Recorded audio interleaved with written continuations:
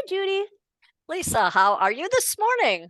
I am doing amazing because What of dandelions.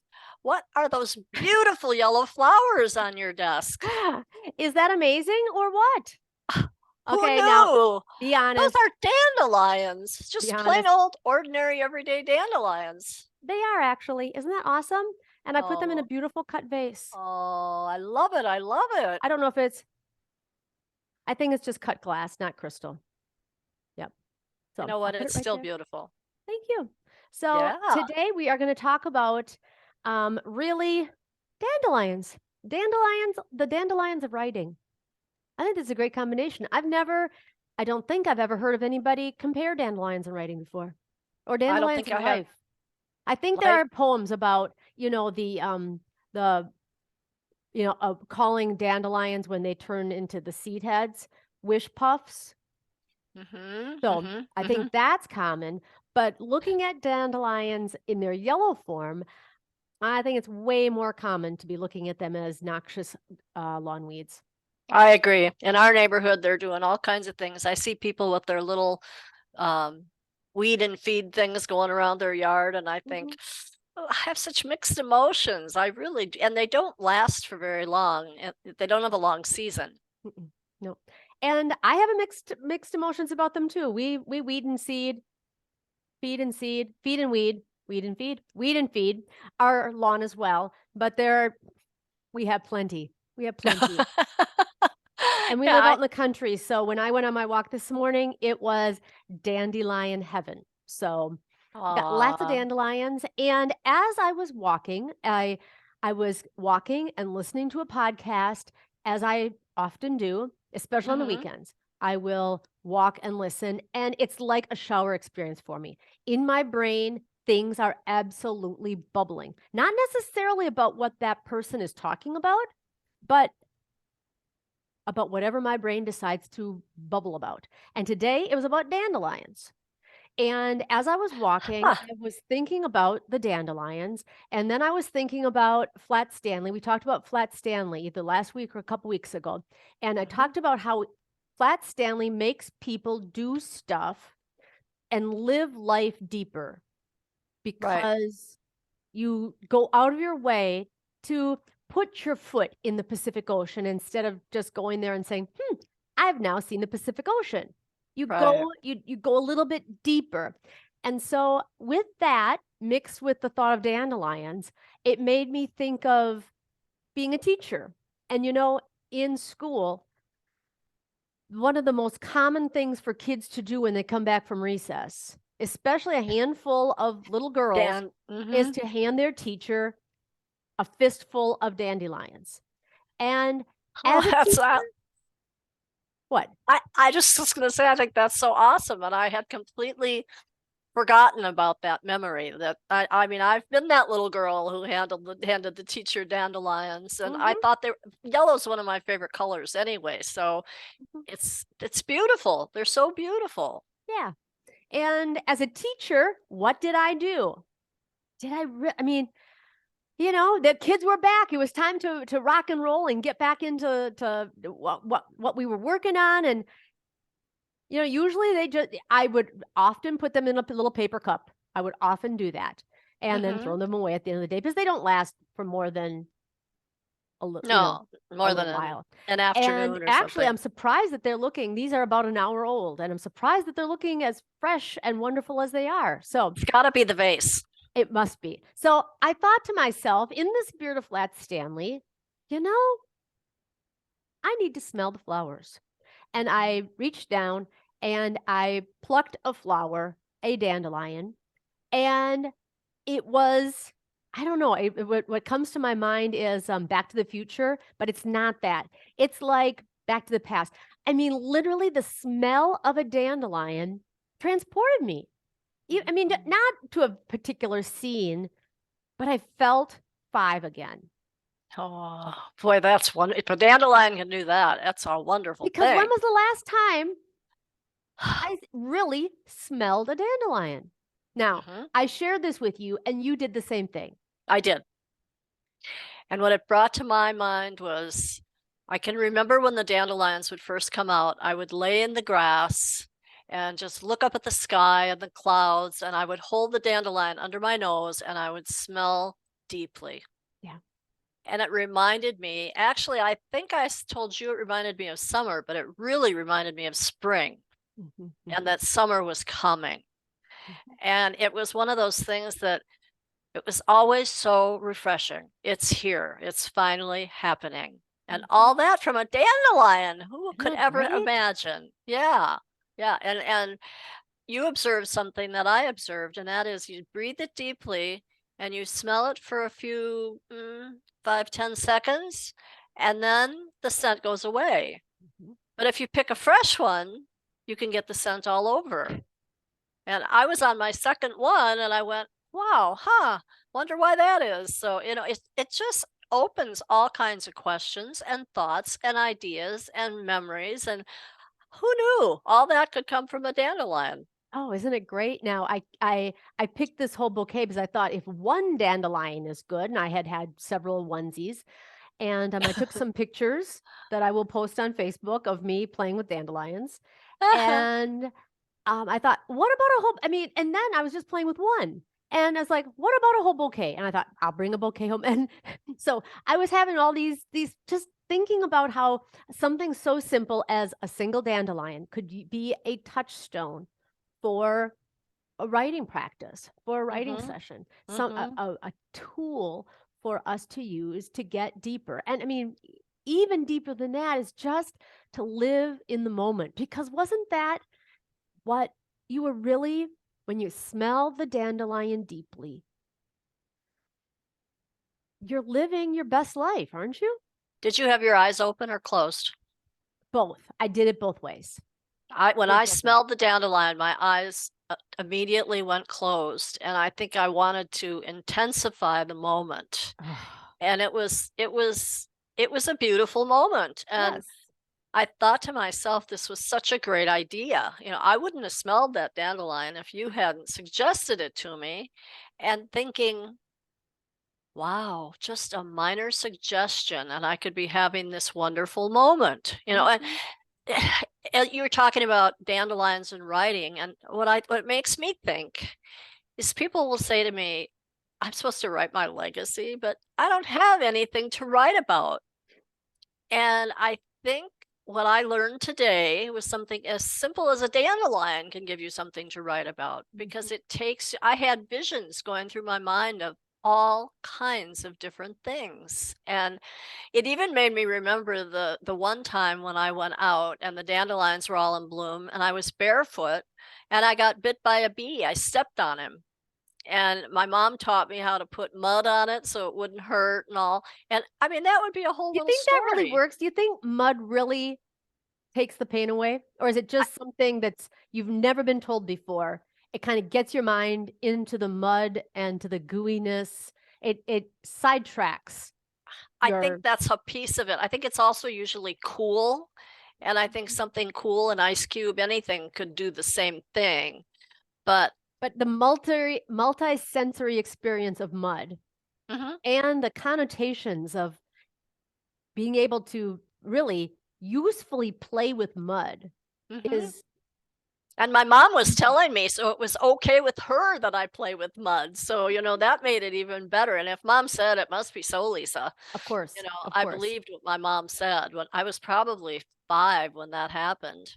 Mhm. And I hadn't thought about that in 70 years. So, the dandelion vision is a very powerful one. Mhm, mhm. Now there was a drawback because when I came back from the walk, I was carrying my bouquet of dandelions, and I had already shared with you, that aha moment on my walk. And it happened that Caden was in the kitchen when I came home, and I wanted to share that profound thought with him. And he looked at me and he listened for a bit and he goes, Mother, it's really hard to take you seriously when your nose, your mouth, your chin, your cheeks are covered in yellow. I don't think I got any yellow on me. Must not have sniffed enough dandelions. Well, especially, with my bouquet, I'm sure I had the remnants. So Yeah. So What a great reaction. That just sounds like Caden. it does. It's like, mother, I'm having a hard time taking you seriously with yellow all over. And I was like, and I looked at myself in the mirror before I took my shower, and I was like, I don't see any yellow. I mean, yep. So anyway, so Maybe it was a reflection. yeah. So anyway, dandelions, I think, are a wonderful idea, especially in this season. Now, if I wished that when the dandelions, when the fields of dandelions were still yellow, I had done like snow angel experience in them. That Hmm. would have been, I think that would have been really deep. I think Really that would have, aromatic for sure, but watch out for bees because where there's dandelions, there's bees because it's really the first flower of the spring. So they're already out there, doing their stuff well, with the I've dandelion. read somewhere that dandelions are their primary source of food in the spring. So you should wait. I read somewhere until the end of May to weed and feed. So Hmm. Hmm. because the bees That need makes the sense. They need dandelions. the bees. I'm trying to say bees need, and all I can think of is bees Bees knees, and need. it's getting really silly. So, yeah, but I do think that that's the case. And when I think of dandelions, just on a passing thought, I always think of bees. So I must have observed that at some level of depth, but probably pretty shallow, I would guess. So with the dandelions, I thought, okay, so when I come back and we get into this podcast together, Judy and I thought, really, what what is the sense that I want people to come away with? You've already, mentioned that, writing and using dandelions as a touchstone to get to your a deeper place. And I picked up my favorite book, Writing Down the Bones by Natalie Goldberg. And Hmm. I just want to read this single paragraph because Sure. that's really where we're going with this whole idea. It says, when I have students who have written many pages and read them in class, and the writing is not all necessarily good, but I see that they're exploring their minds for material, I am glad. I know those people will continue and are not just obsessed with hot writing, but are in the process of practice. They are raking their minds and taking their shallow thinking and turning it over. If we continue to work with this raw matter, it will draw us deeper and deeper into ourselves, but not in a neurotic way. We will Hmm. begin to see the rich garden we have inside us and use that for writing. Wow. Do Yeah. you know this was her first book? And she's written gajillions now, but I just think she was so wise for being a beginning writer. That's amazing. Well, she And was a and writing teacher, I yeah, think. yeah. And And I love the analogy of raking your mind. It makes me think of getting rid of all the leaves and the junk in the yard, and you rake your mind and you get the beautiful green grass and things start to really open up. And I think that's what she's saying. Rake your mind for the thoughts and the ideas and the what else? Thoughts, ideas, experiences that you have mhm, mhm. to write about. Yeah. And it's by that process that then you live deeper in your life. And Mhm. we've talked about that before, how Mhm. valuable it is. And I think we're able, because we're seeking source material and we're getting deeper into our lives, that we're doing exactly that. Mhm. I mean, I'm thinking about oh, that comment that Caden made. And you came back with these dandelions and you had this wonderful experience.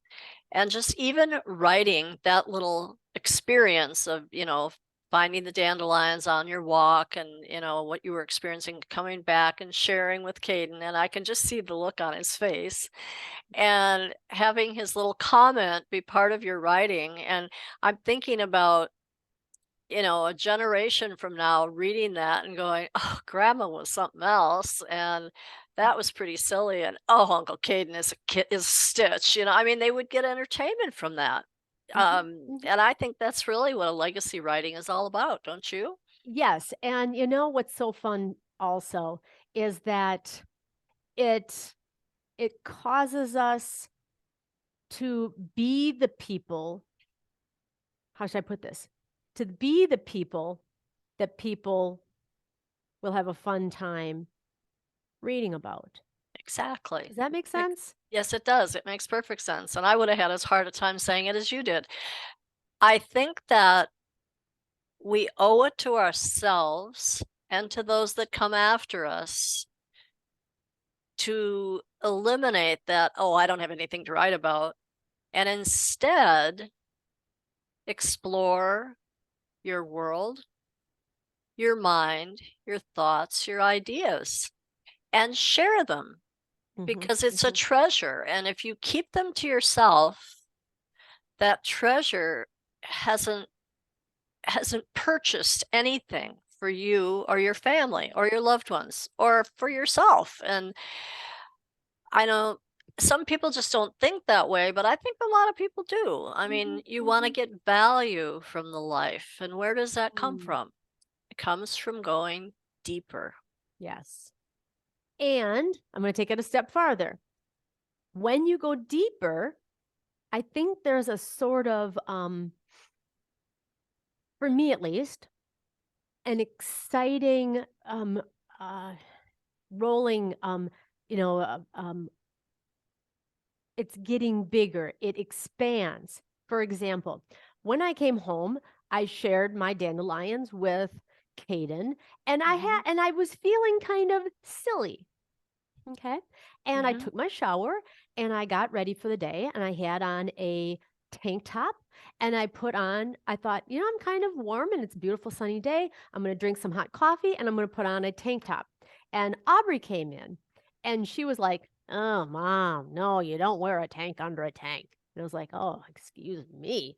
Um, and she said, "Let me go in your closet and I'll tell you what to wear today." And so she came in and she said, "You can't wear a tank under a tank." And we tried on this and tried on that. And she goes, "Wait, let me go up in my closet." She's 13. I'm 58. And she said, let me get you something to wear. And so she came downstairs and she brought me a cropped top that she wears. And I put it on, and both her and her girlfriend who are over here was like, "Oh, mom, that looks so great on you. That's perfect. That's exactly what you should wear today." And then I was modeling it for her. And then she went on and she was like, "Okay, but those pants, you need to put on your ripped pants. I know you don't think you should be wearing ripped pants at your age, but I want you to wear your other pants." So pulled off my pants. I was wearing my jeans and I put on my ripped pants, which she likes. And then she was like, "Oh, mom, you need to wear what I'm wearing right now." Now, I don't know if Aubrey, she's got cute little bodacious tatas, okay? She's got a sweet little body at 13. And she's going to have curves in all the right places. And she likes showing her assets. So, Oh my! Woo-hoo! No wonder you had your hair forward so far. I'm feeling a little self-conscious. This is a Uh-huh. bodysuit. It's got this little you can't see it on the Yeah, I computer, can see it. but it's a cowl, a little cowl here, Mhm, mhm. and they think I look like all that. Okay, yeah, like I said, I'm kind of liking the little. Yeah, I was sitting here wondering what you were wearing because your hair was covering it. Now I know why you were doing that. Yeah, and then Yeah, I have there's a 74-year-old work shirt here. 'Cause I have af the not so 13-year-old bodacious tatas. And so anyway, so she is totally in love with the look. And but we were having fun. We were laughing and giggling and I was asking her, some inappropriate questions and she thought that was her friend thought that was hysterical. And it was just we were having fun all because of dandelions because it put me in a a not a childish mood, but a happy, a a playful playful mood. mood. Yeah, yeah. And isn't a playful mood a fun place to be? Yeah, it brings joy, and it's a place where often you don't go there without a motivator. Yeah, yeah. Yeah, so a Mhm. motivator is very helpful. I mean, it's hard to just all of a sudden be playful unless something has triggered. that playful attitude, and then you were supported by the girls, and it got more fun, and then it got silly, and then the questions, which I'm dying to say, what were your questions? But I won't do that to It was Aubrey. about undergarments and if she was wearing them. Ah! Because I if think I'm you putting on had her bodysuit and working on snaps, just tell me you were wearing undergarments. Yeah, yeah. And she was. Mhm, She proved mhm. it. They happened to be my undergarments. And we Ah! got into that whole conversation about sharing and what one should share and what one shouldn't, and if you shouldn't, and if there's anything we shouldn't be sharing. And Oh, all the things. Yes. how funny. That's Yeah. all from Dandelions. Oh, can you imagine? Who'd have thunk that dandelions had such power? So, okay, there was another quote that I was thinking of in the shower as I was thinking about dandelions.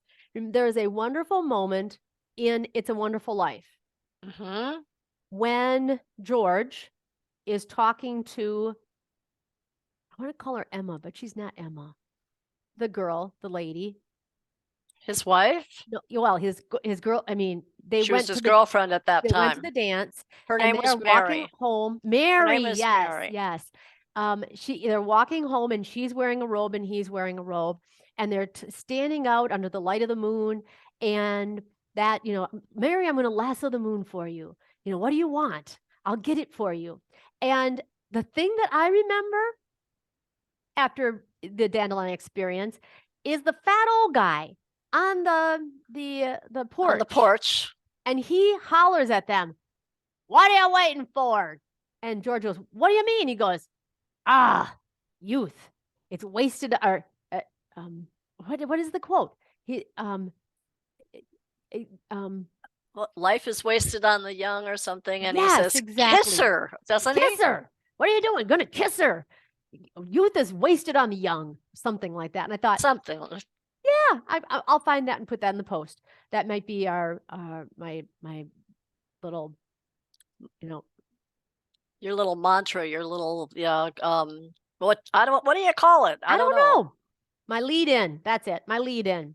And because I thought, I sure hope he went in the house and kissed his wife, you know? Uh-huh. Exactly. Yeah. Yes, because that should have been his dandelion. He should have, because Mhm. then he got up, ugh, and went in the house.